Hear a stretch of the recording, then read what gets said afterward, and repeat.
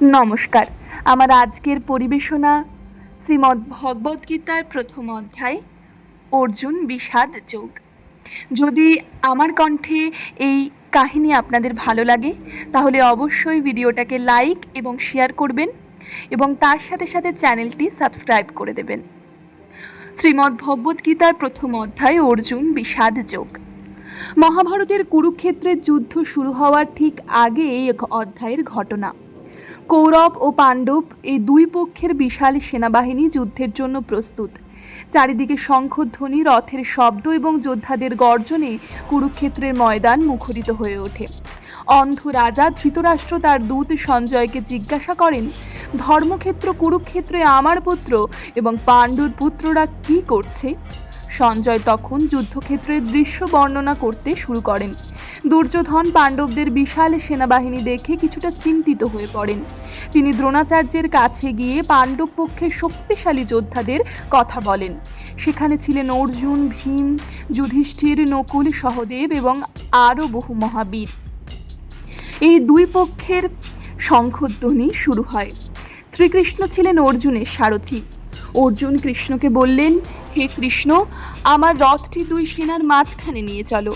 আমি দেখতে চাই কারা আমার বিরুদ্ধে যুদ্ধ করতে এসেছে। শ্রীকৃষ্ণ রথটি দুই সেনার মাঝখানে নিয়ে গেলেন। অর্জুন চারিদিকে তাকিয়ে দেখলেন, তার সামনে দাঁড়িয়ে আছেন পিতামহ ভীষ্ম, গুরু দ্রোণাচার্য, আত্মীয় স্বজন, ভাই, বন্ধু এবং পরিচিত বহু মুখ।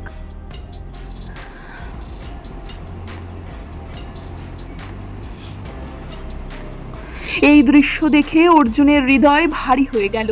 তিনি গভীর দুঃখে শ্রীকৃষ্ণকে বললেন, হে কৃষ্ণ, আপনজনদের বিরুদ্ধে যুদ্ধ করতে আমার মন চাইছে না। তাদের হত্যা করে আমি কিভাবে সুখে রাজ্য ভোগ করব? অর্জুনের শরীর কাঁপতে লাগলো, মুখ শুকিয়ে গেল এবং হাত থেকে গান্ডীব ধনু প্রায় পড়ে যেতে লাগলো। তার মনে প্রশ্ন জাগলো, প্রিয়জনদের হত্যা করে পাওয়া রাজ্য, সুখ বা বিজয়ের মূল্যই বা কি?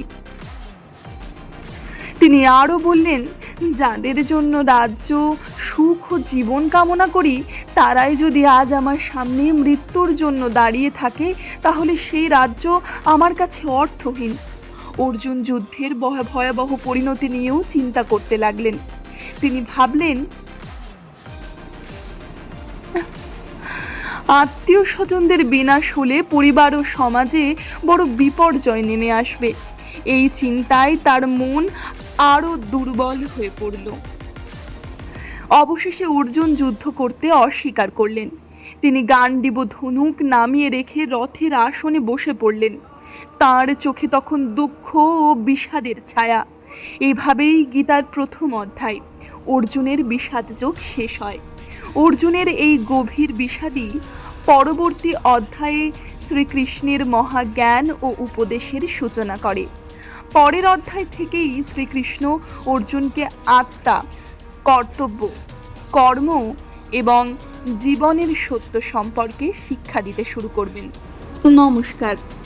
পরবর্তী ভিডিওতে আসতে চলেছে শ্রীমদ্ ভগবদ্গীতার দ্বিতীয় অধ্যায়।